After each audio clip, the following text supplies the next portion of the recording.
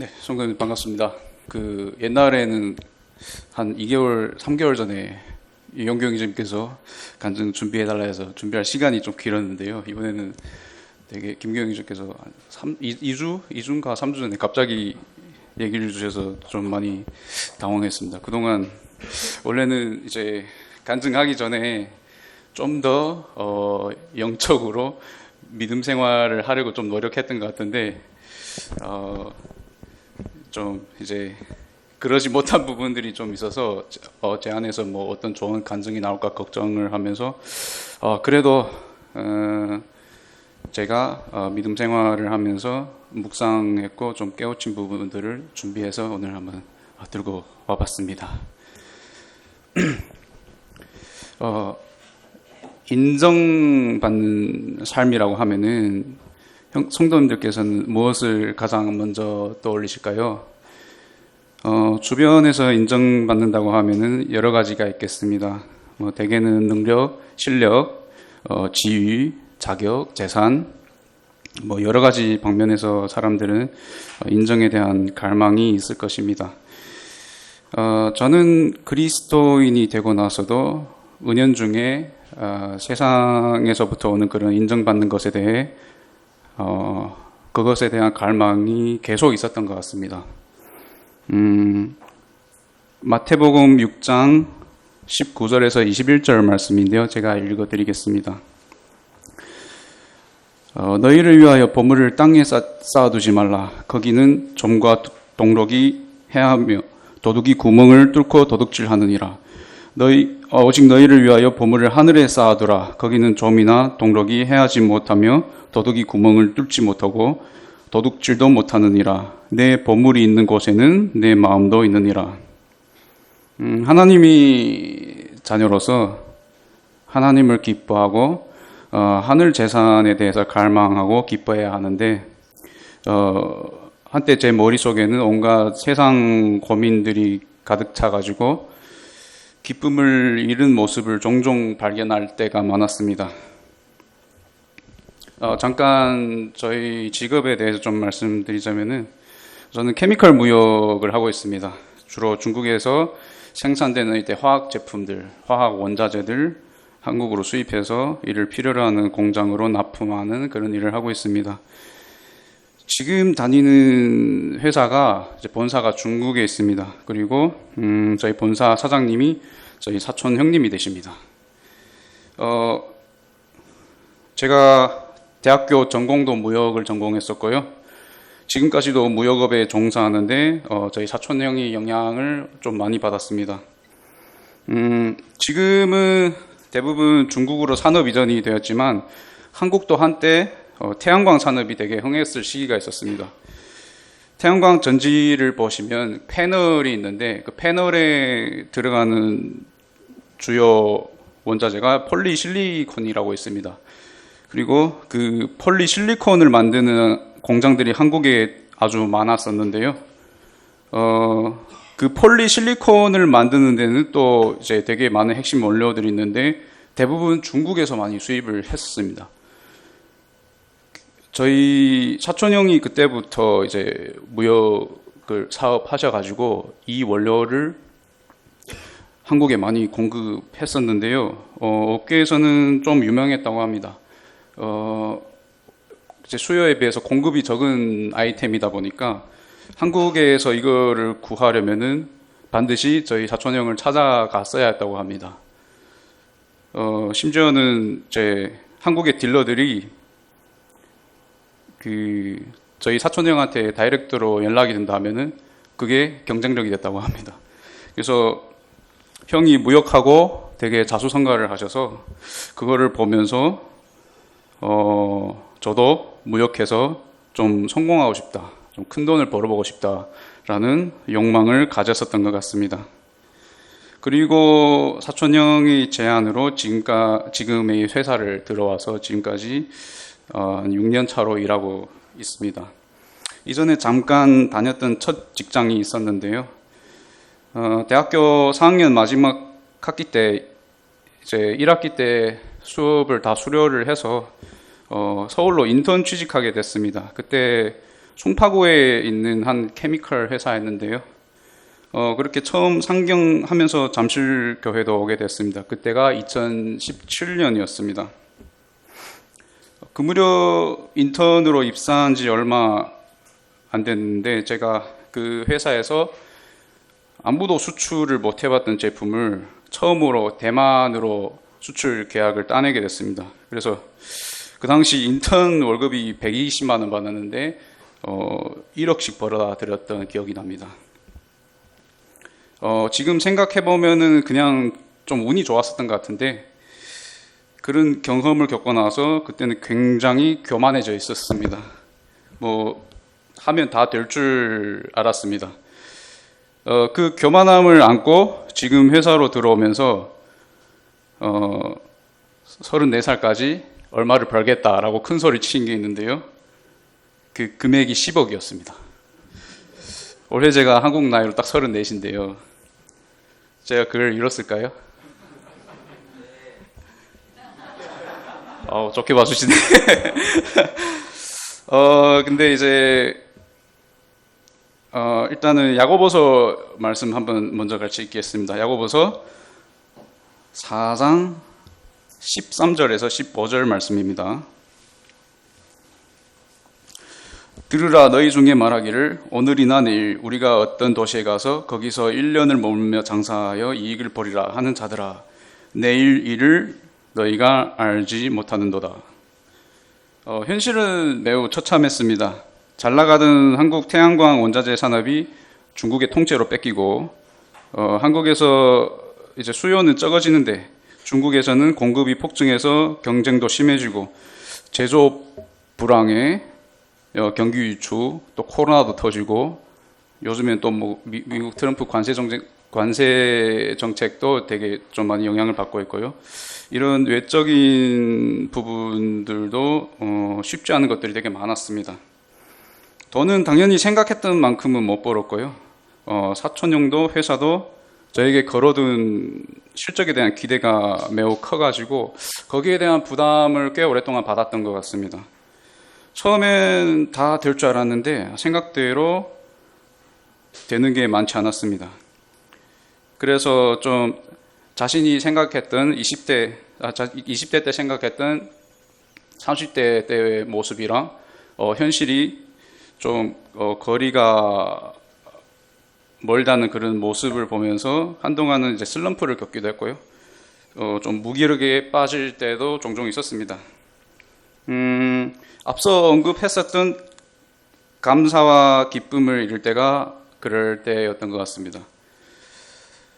그래도 힘이 됐던 것은 항상 이제 그리스도인임을 인지하고 가장 힘들 때 날 도와주실 하나님이 계신다라는 사실을 잊지 않으려 했던 노력이 있었던 것 같습니다.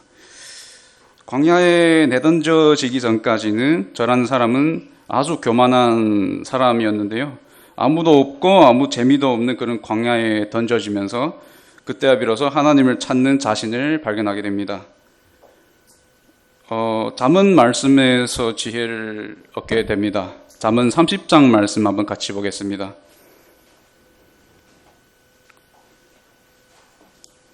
잠언 30장 8절 9절 말씀입니다.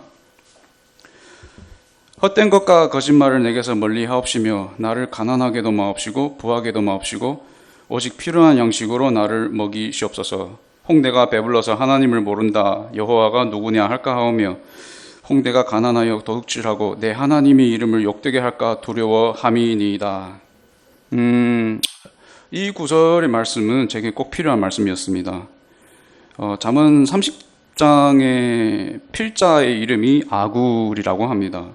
아굴이 누군지 궁금해졌습니다. 30장 1절에서 잠깐 소개를 하는데요. 이것은 야게의 아들 아굴이 말씀이라. 그가 이디엘과 우갈에게 이른 것이니라. 아굴이라는 히브리 뜻으로는 모은 자 혹은 수집한 자라는 뜻이 있다고 합니다. 야게의 아들로 나오는데 야게라는 인물 역시 성경에는 이 한 번만 나오는 이름이라고 합니다. 자, 아굴은 선지자도 아니고 왕도 아니고 아주 평범한 일반적인 지혜자로 보입니다. 그래서 잘 알려지지도 않는 사람이 성경에 실렸다는 것은 하나님에게 인정받았다는 것이 아닐까. 또 이제 아굴과 같은 수많은 평범한 사람들에게 그분께 인정받는 삶의 태도가 어떤 것인지 알려주기 위함이 아닐까를 생각해 보게 됐습니다. 30장 말씀 이어서 보겠습니다. 2절입니다. 나는 다른 사람에게 비하면 짐승이라. 내게는 사람이 총명이 있지 아니하니라. 나는 지혜를 배우지 못하였고 또 거룩하신 자를 아는 지식이 없거니와. 아굴은 자신이 무지함과 인간의 연약함을 깊이 인식하고 있는 겸손한 사람임을 알고 있습니다. 5절 6절 하나님의 말씀은 다 순전하며 하나님은 그를 의지하는 자의 방패시니라. 너는 그의 말씀에 더하지 말라. 그가 너를 책망하시겠고 너는 거짓말을 한 자가 될까 두려우니라. 그는 또 하나님을 경외하고 말씀을 신뢰하는 사람임을 알 수 있습니다. 부하면 하나님을 잊고 교만해질 수 있습니다. 가난하면 생존을 위해 죄를 짓고 하나님의 이름을 욕되게 할 수 있기 때문에 그는 균형 있는 삶과 하나님이 중심이 되는 삶을 원했던 것입니다. 아굴을 통해서 알게 된 것은 아굴은 인간의 본성을 매우 잘 알고 있었고 육신의 연약함 속에서도 하나님과의 관계를 우선시했습니다. 즉 나를 가난하게도 마옵시고 부하게도 마옵시고 오직 필요한 양식으로 나를 먹이시옵소서라는 고백은 단순히 물질을 구하는 것이 아니라 하나님과의 관계를 지키기 위한 영적 균형을 구하는 고백임을 알게 되었고 그것이 우리가 가져야 할 삶의 태도가 아닐까를 생각해 보게 되었습니다.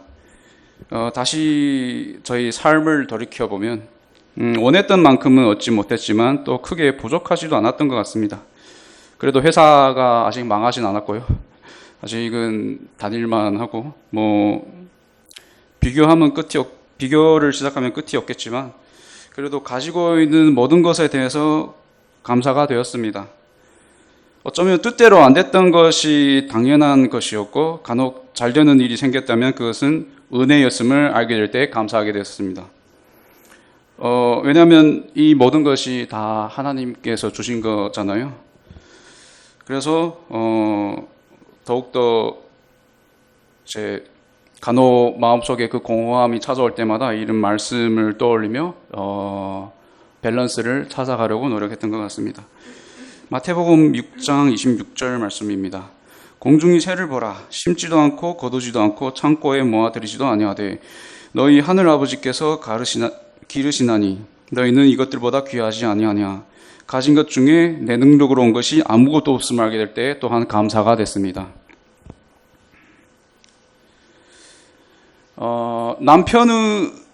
남편에게 사랑을 못 받아서 괴로워하다가 끝내는 포기하고 하나님을 칭송하며 축복받은 한 여인이 있습니다.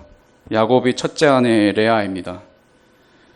야곱과 레아의 혼인은 레아의 아비 라반에게 의해 맺어지게 된 건데요.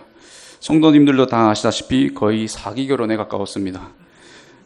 어쨌든 야곱은 원치 않았던 그런 결혼이었습니다. 창세기 29장 말씀 같이 보겠습니다.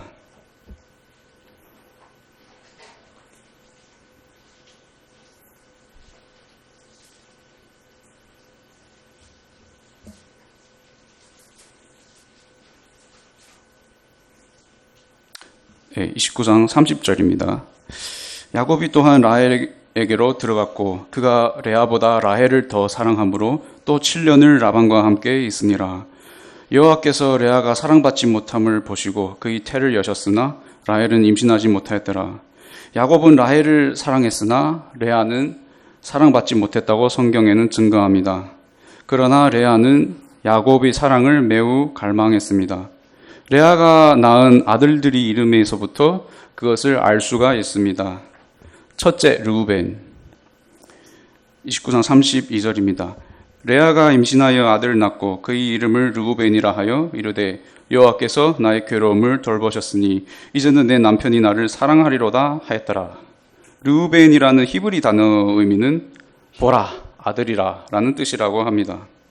보라 당신을 위해 내가 아들을 낳았도다. 그러니 이제는 나도 사랑해줘 라는 레아의 염원이 담겨져 있습니다. 그러나 야곱은 무심했습니다.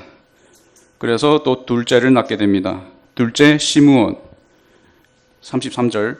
그가 다시 임신하여 아들을 낳고 이르되 여호와께서 내가 사랑받지 못함을 들으셨으므로 내게 이 아들도 주셨도다 하고 그의 이름을 시므온이라 하였으며, 시므온이라는 히브리 단어 의미는 들으심이라고 합니다.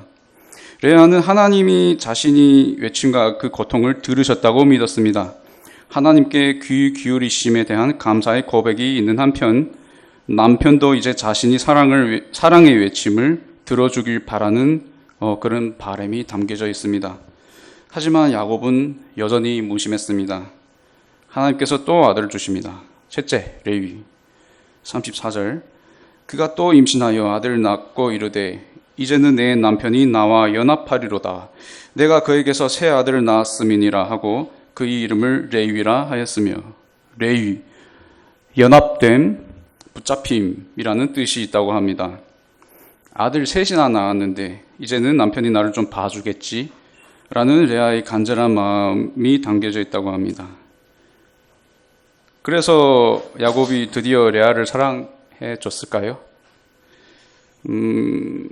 이때까지도 야곱은 여전히 라헬을 더 사랑했다고 합니다. 그래서 하나님께서 레아에게 또 아들을 주십니다. 넷째, 유다. 35절. 그가 또 임신하여 아들을 낳고 이르되 이제는 내가 여호와를 찬송하리로다 하고 그의 이름을 유다라 하였고 그의 출산이 멈추었더라. 유다의 히브리 단어 의미는 찬송하다, 감사하다 라는 뜻이 있습니다. 레아는 드디어 깨우쳤습니다. 아, 나는 이제 여호와를 찬송하리로다. 이 시점에서 레아는 남편이 사랑보다 하나님의 은혜 자체에 감사하는 믿음으로 나아가게 됩니다. 그리고 훗날 유다 계보를 통해 예수님이 오셨습니다. 레아의 이야기를 처음 접했을 때는 레아가 참 불쌍했습니다. 여자로서, 아내로서 남편이 사랑을 그토록 원하는데도 사랑받지 못했던 만큼 비참한 일도 없다고 생각했습니다. 저에게 있어서는 채워지지 않는 어떤 욕심이 비춰내는 그 비참함이 레아의 처지에 대해서 정서적인 공감이 있었던 것 같습니다. 위로받게 되는 것은 하나님은 언제나 레아 곁에 계셨습니다. 그리고 그 부르짖음을 무시하지 않았습니다. 비록 레아가 원하는 것을 바로 주지 않았지만 그분은 그분인 방식대로 응답을 하셨습니다. 유다라는 축복을 주기 위해서 그분이 방식으로 이끌었습니다. 마침내 레아가 하나님께 영광을 돌리고 하나님을 찬양함으로써 더 큰 축복을 얻었습니다. 레아는 복받은 사람입니다. 그뿐만이 아닙니다. 창세기 49장 말씀 같이 한번 보겠습니다.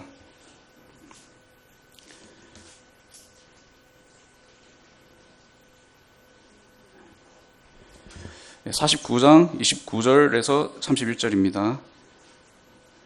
그가 그들에게 명하여 이르되 내가 내 조상들에게로 돌아가리니 나를 햇사람 에브론이 밭에 있는 굴에 우리 선조와 함께 장사하라. 이 굴은 가나안 땅 마므레아 막벨라 밭에 있는 것이라. 아브라함이 햇사람 에브론에게서 밭과 함께 사서 그의 매장지를 삼았으므로 거기에는 아브라함과 그의 아내 사라가 장사되었고 이삭과 그의 아내 리브가가 장사되었으며 나도 레아를 거기 장사하였노라. 야곱이 자기가 죽은 뒤 장지를 정하는 내용입니다. 자세히 보시면 그곳에는 야곱이 조상들이 있었고 그의 첫 번째 아내 레아가 있었는데 라헬이 안 보입니다. 라헬은 어디에 묻었을까요? 창세기 35장 19절에 잠깐 나옵니다. 라헬이 죽음에 에브랏 곧 베들레헴 길에 장사되었고, 야곱이 사랑을 듬뿍 받았다는 라헬은 야곱 가문 묘지에 포함되지 아니한 베들레헴 근처의 외딴 길가에 묻혔다고 합니다. 많은 것으로 해석될 수 있겠으나 저는 레아가 원했던 바 만년에는 야곱이 사랑도 받지 않았나 개인적으로 위로 삼아 추측해 보는 바입니다. 이렇게 하나님은 저희가 간절히 원하는 게 있다면은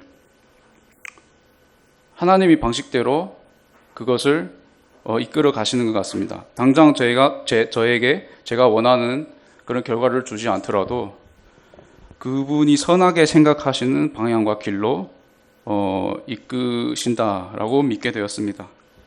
세상 것들을 쫓아가면서 영적 균형이 무너질 때가 많았습니다. 그리고 그 균형은 내 힘으로 잡을 수 있는 게 아니라는 것도 알게 되었습니다. 세상에서 인정받는 것보다 하나님께 인정받는 삶을 마음에 동경하면서 그것을 구할 때 하나님께서 그것을 잡아주심을 잠언 말씀과 레아의 이야기를 통해 정리해 보았습니다. 이상으로 여기까지 내용을 준비하게 되었는데요. 레아의 이야기가 잠깐 나왔는데 레아의 노래라는 찬송이 있습니다. 그래서 그것을 특종으로 하고 마무리 짓도록 하겠습니다.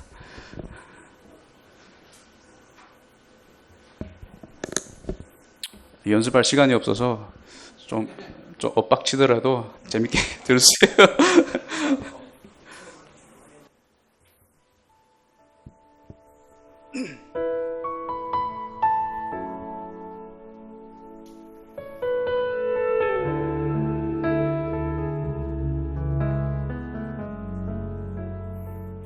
야곱은 날 외면하여도 주님은 날 보아주신다. 야곱은 날 무시하여도 주님은 날 들어주신다. 야곱은 날 떠나갔지만 주님은 다만 않으신다. 야곱은 날 인정 안 해도 주님은 나만 인정하네.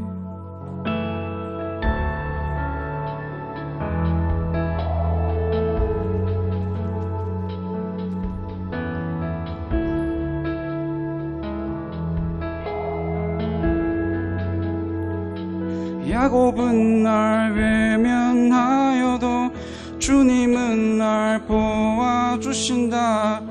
야곱은 날 무시하여도 주님은 날 들어주신다. 야곱은 날 떠나갔지만 주님은 다만 않으신다. 야곱은 날 인정 안 해도 주님은 나만 인정하네. Shout up the Utah, 내게 행복을 주신 분께. Shout up the Utah, 나를 사랑한다는 분께. Shout up the Utah, 나를 좋아하시는 분께. Shout up the Utah, Utah, Utah.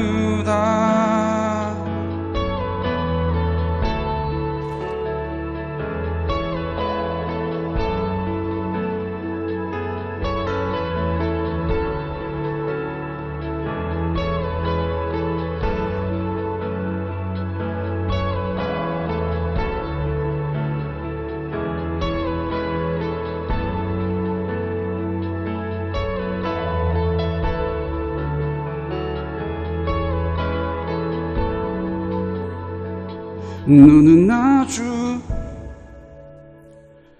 특별해. 아주 많이 특별해. 사람들이 뭐래도 너는 아주 내게 아주 특별해. 세상은 널 외면하여도 주님은 널 보아주신다. 세상은 널 무시하여도 주님은 널 듣고 안고 껴안아. 세상은 널 떠나갔지만 주님은 다만 않으신다. 세상은 널 인정 안 해도 주님은 너만 Shout up the Utah, 내게 행복을 주신 분께 샤롭더 유다 나를 사랑한다는 분께 샤롭더 유다 나를 좋아하시는 분께 샤롭더 유다 유다 유다.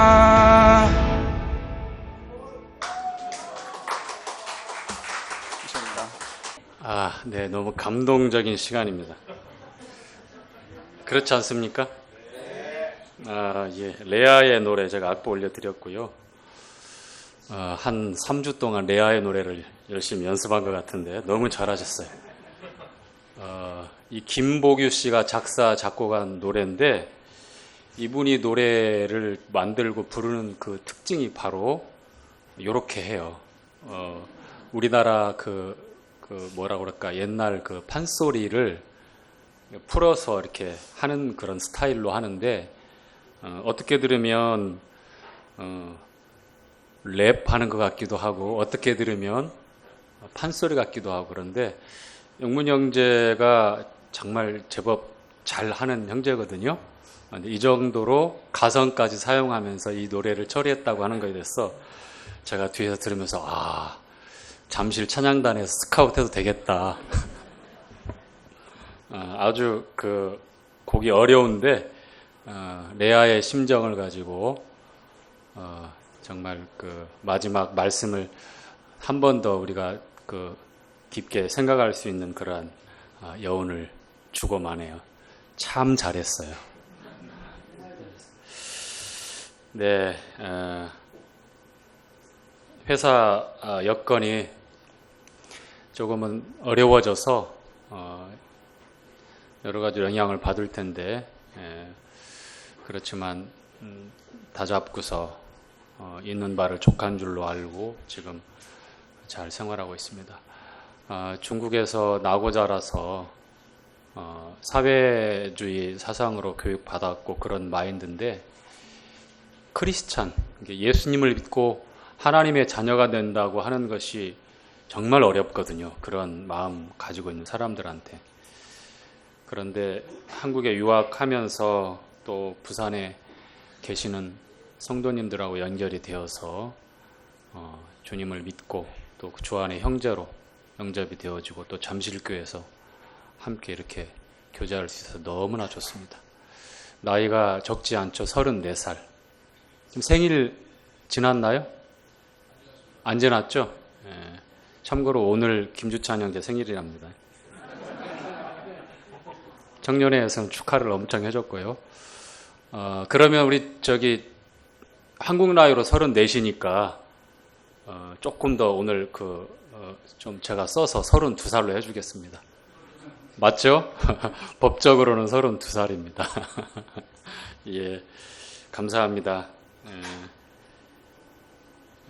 우리 형제님 위해서 여러 가지 생각나는 게 많죠. 간증 들으면서 그리고 저희들과 함께 오래도록 모이면서 주님 섬기면서 우리 마음에 드는 그런 생각들이 여러 가지 있을 겁니다. 그게 다 기도의 제목입니다.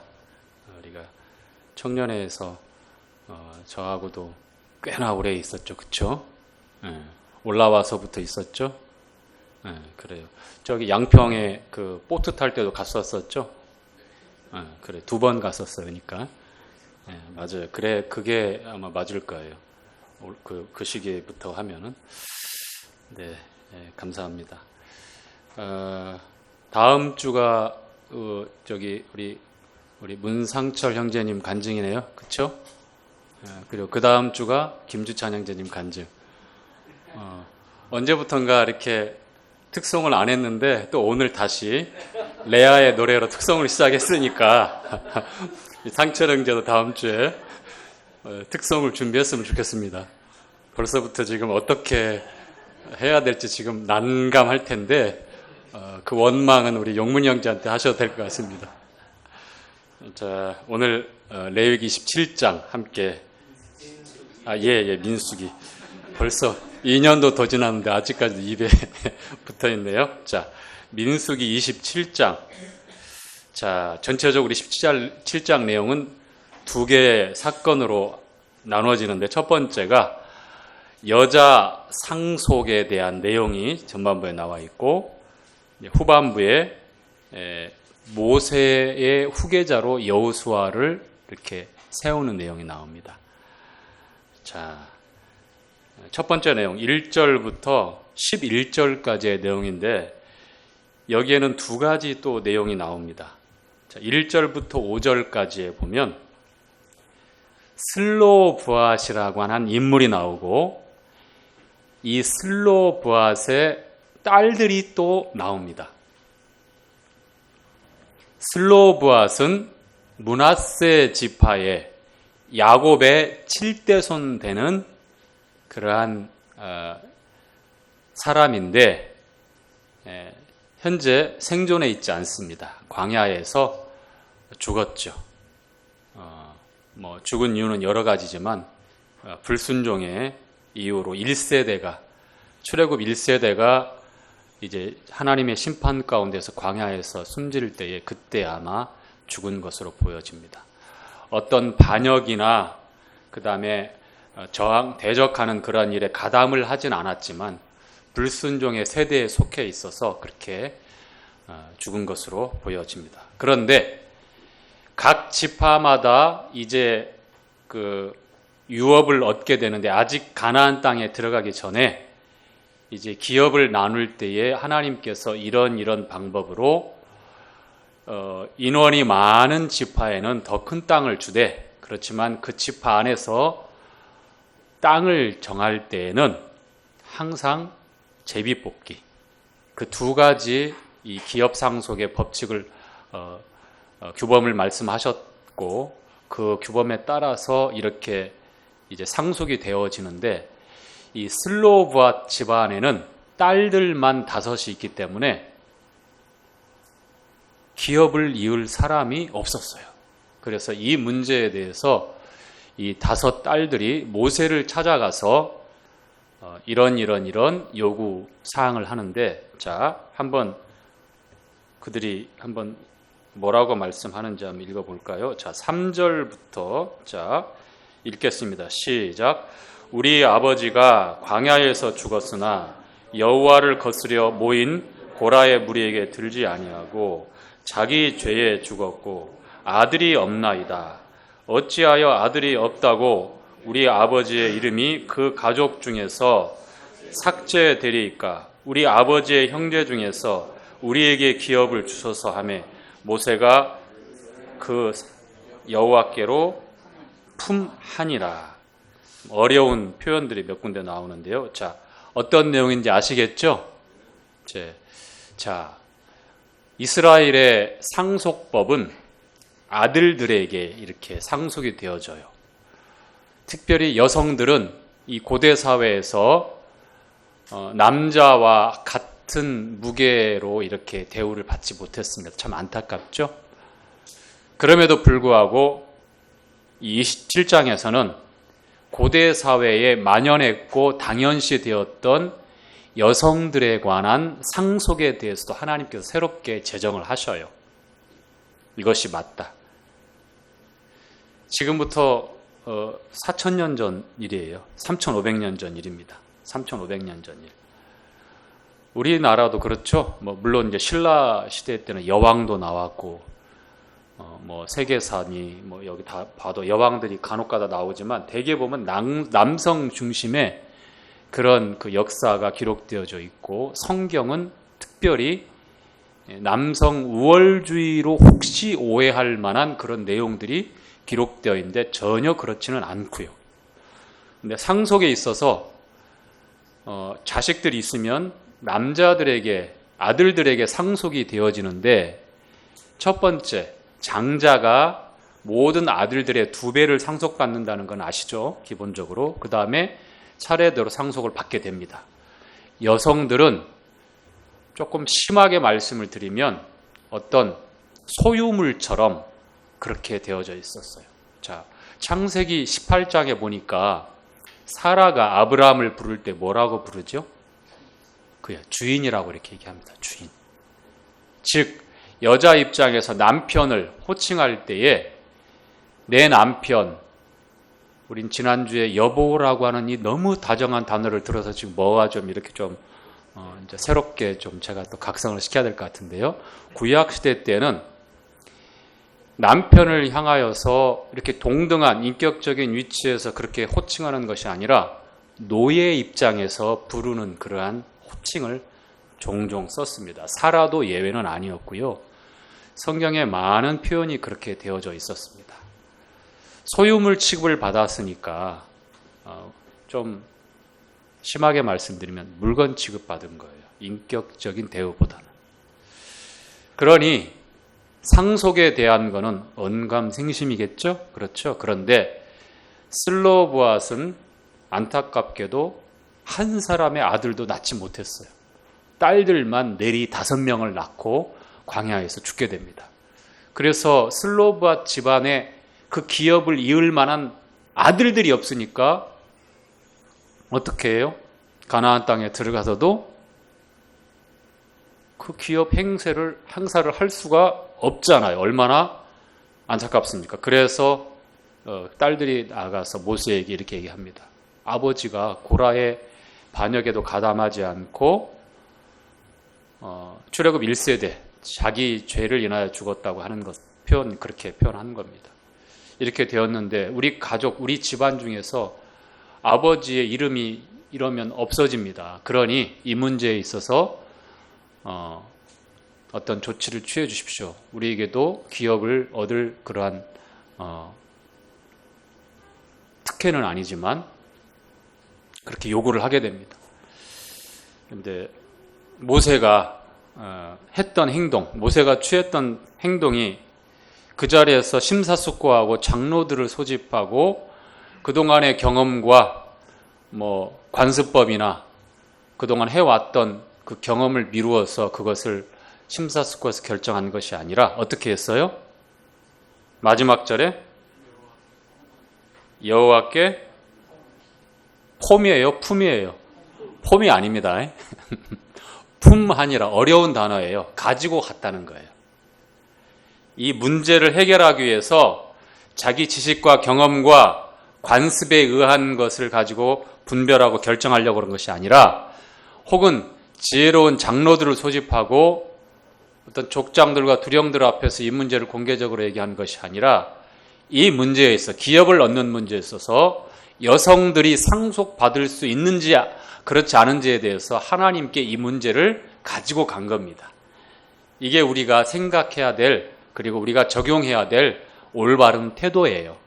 제일 먼저 우리가 문제를 만나거나 또 어떤 문제를 해결하기 할 때에 우리가 쉽게 취할 수 있는 것들 있잖아요. 그렇죠?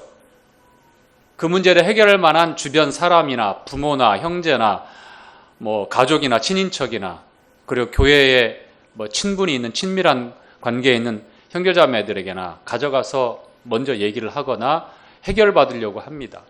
경제적인 문제가 그렇거나 혹은 여러 다양한 삶의 문제가 생겼을 때 지혜가 또 필요할 때도 마찬가지입니다. 자, 우리는 제일 먼저 말씀 앞에 가지고 가야 되겠죠? 그렇죠? 예, 제일 먼저 하나님 앞에 가져가야 됩니다. 하나님 앞에 무릎 꿇고 주님의 인도하심을 구하는 것이 우리가 제일 먼저 취해야 할 태도예요. 내가 수많은 경험과 그 능력과 자질을 겸비한 그런 인도자의 위치에 있는 사람이라 할지라도 어떤 문제 앞에서는 단순하고 간단하게 쉽게 결정할 것이 아니라 케이스 바이 케이스겠지만 모세의 태도처럼 여호와께 품하니라 가지고 가는 거예요. 주님께 묻고 또 주님의 인도하심을 받는 것이죠. 우리는 크고 작은 많은 일들을 만나고 문제들을 만나게 됩니다. 그럴 때 우리가 꼭 생각하십시오. 여호와께 품하니라. 자, 주님께서 이러한 답변을 주시죠. 6절부터 11절까지 이제 새로운 상속법, 즉 여성들에게도 상속되어질 수 있는 법을 주님께서 모세를 통하여 제정하십니다. 이것이 대대로 이스라엘의 고대에서 아주 획기적이지만 이스라엘 백성들이 지켜야 될 여성 상속법이에요. 여성들도 상속받을 수 있다. 이것이 하나님께서 모세를 통해서 제정하신 법이에요. 자, 그런데 무조건 상속하는 것이 아니라, 자, 그 집에 아들이 없을 때에, 딸만 있을 때에 딸들에게도 동일한 상속 유업을 이을 수 있도록, 그 아버지의 상속 유업을 이을 수 있도록 그렇게 허락을 합니다. 그러면 딸도 없으면 어떻게 하죠? 자, 형제들, 그 아버지의 형제들, 작은 아버지, 큰 아버지, 삼촌, 형제들이 상속을 받을 수 있습니다. 그 형제들도 없으면 어떻게 될까요? 11절까지의 내용에 그 내용이 나와요. 친족들 중에 가장 가까운 사람들. 그리고서 마지막에는 슬로브앗이 므낫세 지파죠. 12지파 중에 요셉의 첫째 아들. 이 므낫세 지파인데 거기서 딱 울타리가 막혀요. 그 지파 안에서 해결하는 것이고, 나중에 이제 슬로브앗의 이 5 딸들은 아버지가 받아야 될 그 가나안 땅의 땅을 상속으로 받게 됩니다. 각각 n분의 1을 해서 받겠죠? 그렇죠? 그런데 결혼을 할 때 므낫세 지파의 남성들하고만 결혼해야 된다라고 하는 제한사항이 딱 걸려요. 왜냐하면 그 땅이 그 지파에게 허락되어져 있는 고유한 상속 그 기업인데, 다른 남자, 다른 지파의 남자하고 결혼하게 되면 어떻게 됩니까? 그 땅도 옮겨가잖아요. 그래서 그 기업이 다른 지파로 옮겨지지 않도록 그렇게 딱 제한사항을 둡니다. 므낫세 지파의 남자하고만 결혼할 수 있도록 그렇게 제한사항이 있어요. 만약에 이 슬로브앗의 5 딸들이 다른 지파의 어떤 그 청년하고 사랑에 눈이 멀어가지고 결혼하게 되면 어떻게 될까요? 그 기업을 포기해야 되겠죠? 네, 포기해야 됩니다. 그런 제한사항들이 있는 것이죠. 자, 11절까지의 내용이 새로 제정된 상속법입니다. 자, 그리고 이제 12절부터, 자, 11절에 보니까 가장 가까운 친족에게 주어 얻게 할지니라 이렇게 말씀하고 있습니다. 자, 12절부터 이제 17절까지의 내용이 나오는데, 자, 모세가 이제 죽음을 앞두고 있는데, 하나님께 이런 기도를 합니다. 왜냐하면 하나님으로부터 모세, 너는 이제 조상에게 돌아가야 된다라고, 이제 이 땅의 삶이 얼마 남지 않았다라는 그런 말씀을 듣게 됩니다. 모세는 이렇게 기도합니다. 자, 16절부터. 자, 그 전에 이 부분은 좀 내용이 알아야 되니까 12절부터 한번 볼까요? 12절부터 여호와께서 시작. 여호와께서 모세에게 이르시되 너는 이 아바림 산에 올라가서 내가 이스라엘 자손에게 준 땅을 바라보라. 여기 아바림 산은 그 르보산이라고 하는 그 거기에 같이 있는 산맥입니다. 그 이제 다른 성경에 보면 르보산에 올라가서 이 가나안 땅을 바라본다고 나오는데 구체적으로 또 이렇게 나옵니다. 자, 13절 본 후에 시작.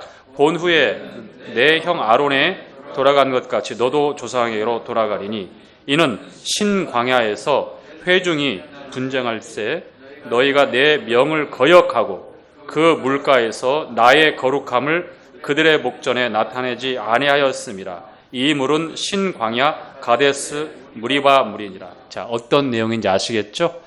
이게 민수기 20장에 우리가 교제했던 내용이에요. 반석에서 물이 나게 하는 내용이 2번 기록되어 있는데, 이 2번째, 이 무리바, 다툼의 물이라고 하는 곳인데, 이 2세대, 1세대가 아니고 2세대가 역시 목말라서 같이 이렇게 똑같이 불평합니다. 그 이유가 나와요. 이제 에돔 땅으로 돌아가고 뺑뺑 돌고 하면서 지친 거예요. 다들 40년간 생활하면서. 그리고 목마르니까 환경은 달라지지 않고 너무 척박하고 광활한 그 광야에서 이제 이 쉽게 얘기해서 멘탈이 흔들린 거예요. 그러니 보이는 지도자, 온유함이 지면에 있는 어떤 사람보다 승했던 모세를 향하여서 좋지 않은 마음이 폭발한 것이죠. 그래서 불평불만하고 막 모세가 견디다 그 어려운 그 몇 번의 과정만 잘 감내했으면 좋았을 텐데 그렇게 온유함이 이 땅에 있는 어떤 사람보다도 승했던 정말 컸던 온유한 모세가 참지 못하고 노를 바랍니다. 하나님은 이 두 번째 반석을 향하여서 명령하라고 그랬어요. 명령을 해서 그 반석으로 하여금 물을 내게 해서 이스라엘 백성과 가축이 다 마시게 하라고 그렇게 했습니다. 이 반석에서 물이 난다고 하는 것은 반석은 그리스도를 나타냅니다. 예수님을 나타내요. 그 반석을 친다고 하는 것은 정말 잘못된 사인일 뿐만 아니라 하나님께서 말씀하신 대로 나의 거룩함을 나타내지 않았다는 겁니다. 모세가 취했던 행동은 노를 바라고 화를 내고 내가 너희를 위해서 이 반석에서 물을 내려 하면서 지팽이로 그냥 두 번을 꽝꽝 내리친 거예요. 그러니까 그 반석에서 물이 콸콸콸콸 쏟아져 나왔죠.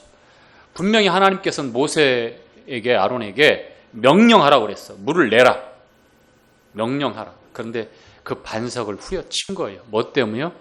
분기탱창한 그 노기를 어찌할 줄 몰라가지고. 얼마나 이 사람이 참지 못하고 화를 낸다고 하는 것이 치명적인 그런 약점으로, 그리고 두고두고 후회해도 안 되는, 다시는 주워 담을 수 없는 엎질러진 물처럼 그렇게 본인에게 영적으로 심각한 마이너스를 주는 줄 우리는 알아야 하고요. 그래서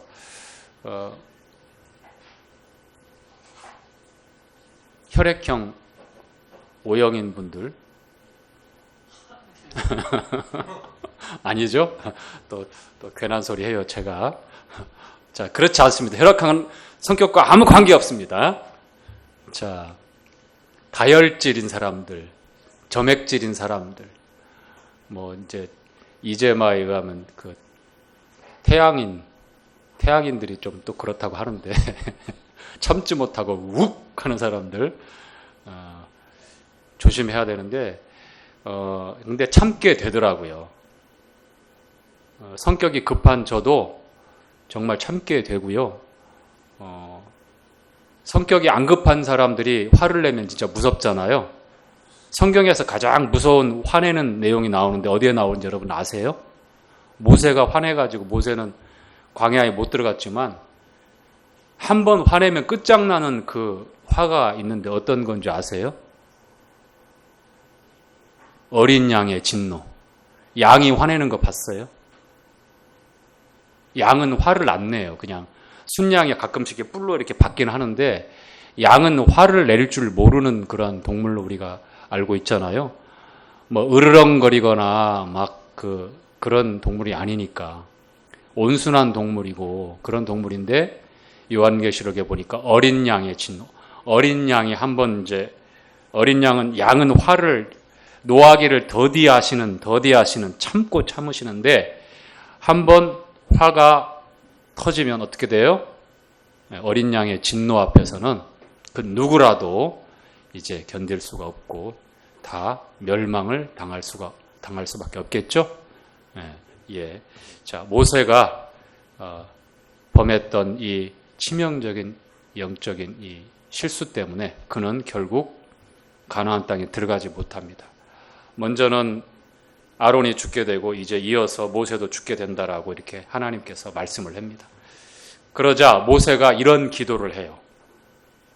자, 16, 17, 18절 함께 읽도록 하겠습니다. 여호와, 시작. 여호와 모든 육체의 생명의 하나님이시 원컨대 한 사람을 이 회중 위에 세워서 그로 그들 앞에 출입하며 그들을 인도하여 출입하게 하사 여호와의 회중으로 목자 없는 양과 같이 되지 않게 하옵소서.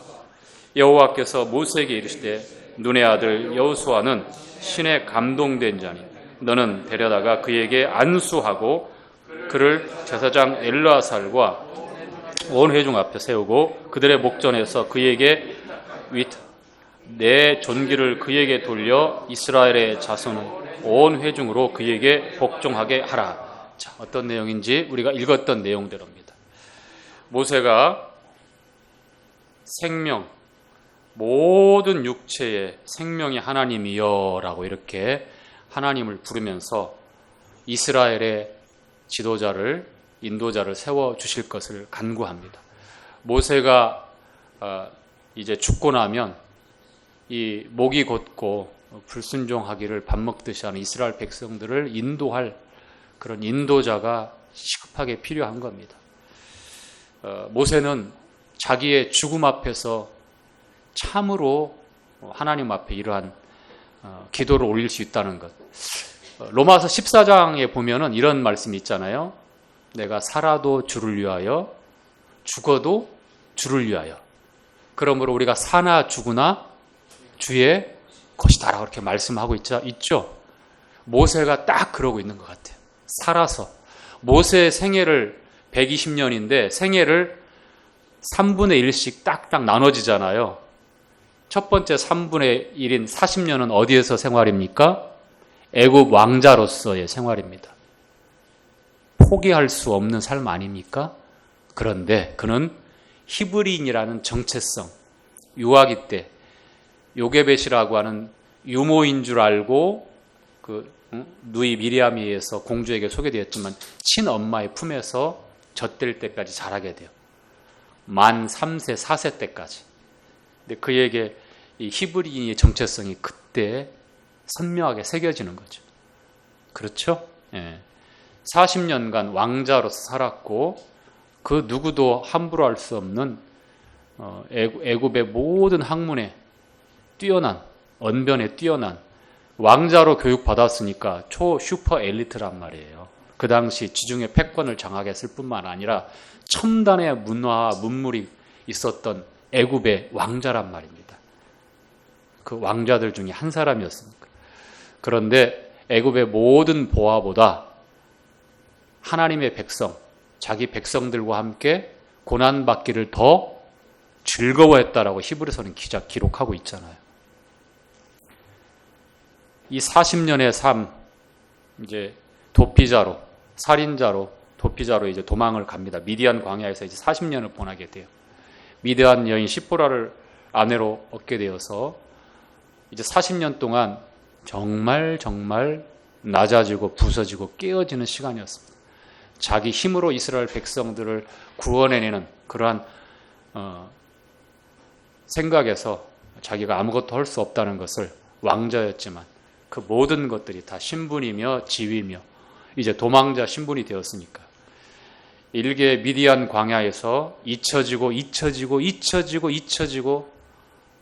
버린 그러한 일개의 목동으로 그렇게 사그러들어 버린 그게 40년, 두 번째 40년의 세월이에요.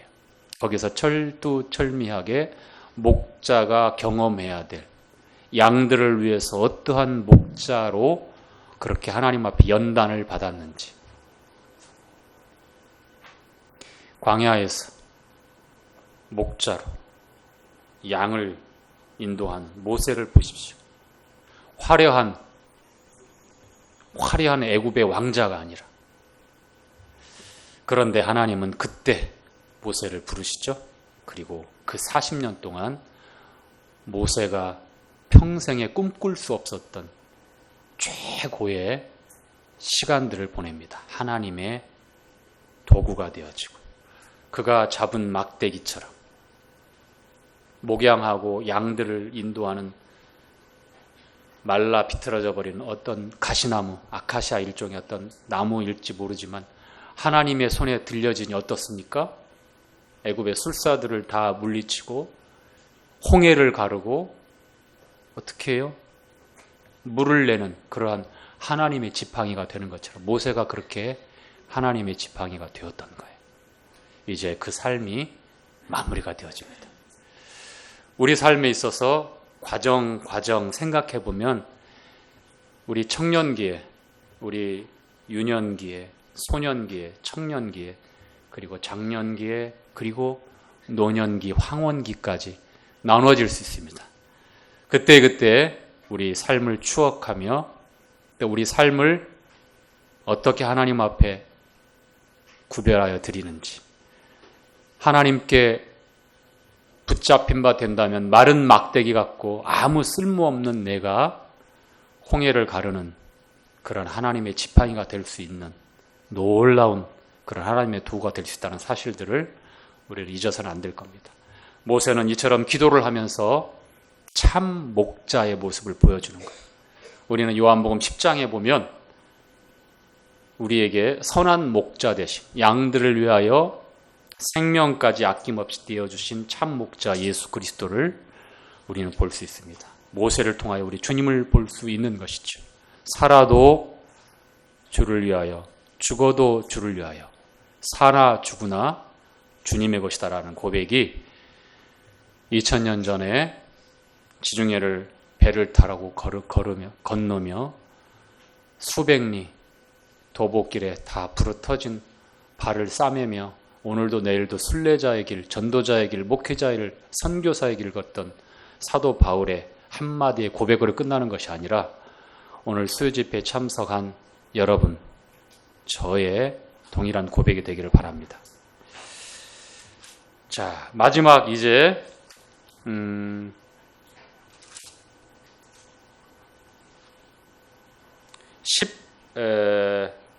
18절부터 23절까지 이제 모세 후계자 여호수아에 대해서 나오는데요. 자, 하나님께서는 특별하게 21절에 이런 내용을 말씀하시네요. 자, 21절 한번 읽고 마치도록 하겠습니다. 그는 제사장 엘르아살 앞에 설 것이요 엘르아살은 그를 위하여 우림의 판결로 여호와 앞에 물을 것이며 그와 온 이스라엘 자손 곧 온 회중은 엘르아살의 말을 쫓아 나아가며 들어올 것이니라. 자, 모세는 직접 하나님과 대면했다면 이제 모세 이후에 되어지는 하나님의 일꾼들은 이 방법이 안 됩니다. 여기서 말씀하고 있는 대로 제사장 엘르아살, 특별히 대제사장 엘르아살의 가슴에 있는 이 흉패에 있는 뭐요? 우림과 둠밈. 이것은 최종적인 하나님의 뜻을 분별하는 이 제비 같은 거예요. 우림, 둠빔. 이게 어떤 형태인지는 정확하게 나오진 않아요. 그런데 돌, 매끄러운 돌, 두 돌일 것이다. 우림과 둠밈, 우림, 둠밈. 완전한 빛, 광채 이렇게 볼 수 있는데 하나님의 뜻을 가르쳐 주시고 분별할 때 최종적으로 이렇게 사용하는 겁니다. 엘르아살을 통해서 또 하나님께서 그렇게 말씀하신다는 거예요. 모세를 인도할 때에, 여호수아를 인도할 때에. 그래서 여호수아는 모세처럼 그렇게 하나님과 대면해서 직접적으로 묻고 교제하는 것이 아니라 이 대제사장 엘르아살을 통해서 이제 하나님의 뜻을 이제 알 수 있게 되어지는 겁니다. 자, 우리도 역시 교회 가운데서 이와 같은 분별력들을 우리가 가져야 되겠습니다. 자, 이렇게 해서 27장이 마무리가 되는데요. 여자 상속 문제에 대한 상속법이 하나님께서 제정하신 것과 그 다음에 이제 모세 뒤를 이어서 후계자로 이제 기름 부음 받게 되는 여호수아에 관한 내용으로 이렇게 27장을 마무리하도록 하겠습니다. 마칠게요.